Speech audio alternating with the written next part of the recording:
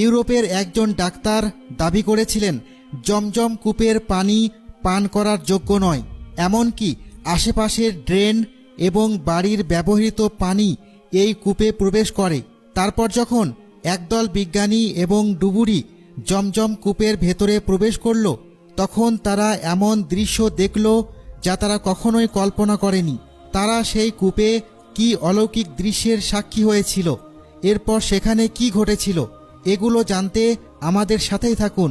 তার আগে আপনাদের মধ্যে কারা কারা জমজম কূপের পানি পান করেছেন তারা অবশ্যই কমেন্টে আলহামদুলিল্লাহ লিখুন। বিজ্ঞানীরা জমজম কূপের গভীরে এক অভূতপূর্ব আবিষ্কারের মুখোমুখি হয়েছেন, এমন কিছু যা তাদের বিস্ময়ে হতবাক করে দেয়। ঠিক 30 মিটার গভীরতায় মাটির নিচে ঘটেছে সেই চমকপ্রদ ঘটনা। জমজম কূপটি অবস্থিত পবিত্র কাবা শরীফ থেকে মাত্র 20 মিটার দূরে মক্কার হারাম শরীফে।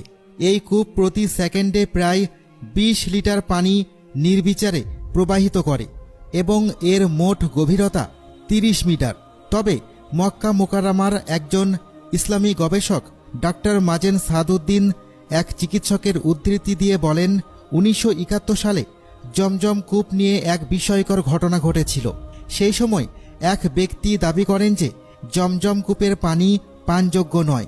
তার যুক্তি ছিল কাবা শরীফের অবস্থান সমুদ্র পৃষ্ঠের তুলনায় নিচু, ফলে আশেপাশের পয় নিষ্কাশনের পানি কূপে প্রবেশ করতে পারে। এই দাবি শুনে সৌদি আরবের বিজ্ঞানীরা বিষয়টি যাচাই করার সিদ্ধান্ত নেন। তাঁরা জমজম পানি সংগ্রহ করে তা ইউরোপের ল্যাবরেটরিতে পাঠান, যেন আধুনিক বৈজ্ঞানিক পরীক্ষার মাধ্যমে প্রমাণ পাওয়া যায় জমজমের পানি আসলেই পানযোগ্য কিনা। এবং এখানেই আসে প্রথম বিষয়। রসায়ন প্রকৌশলী মঈনুদ্দিন আহমদ জানান, তাকে দায়িত্ব দেওয়া হয়েছিল ওই পানির নমুনা সংগ্রহের জন্য, এবং সেটিই ছিল তার জীবনে প্রথমবার জমজম কূপ দেখার অভিজ্ঞতা।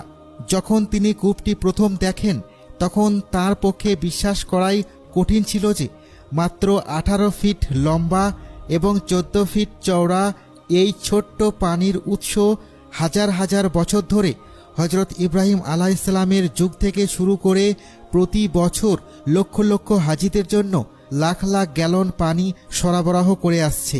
সেই মুহূর্ত থেকেই রহস্যের সূচনা। যখন মঈনুদ্দিন কূপে নামলেন এবং পানির অবস্থান পরীক্ষা করলেন, তিনি একটি অদ্ভুত বিষয় লক্ষ্য করলেন।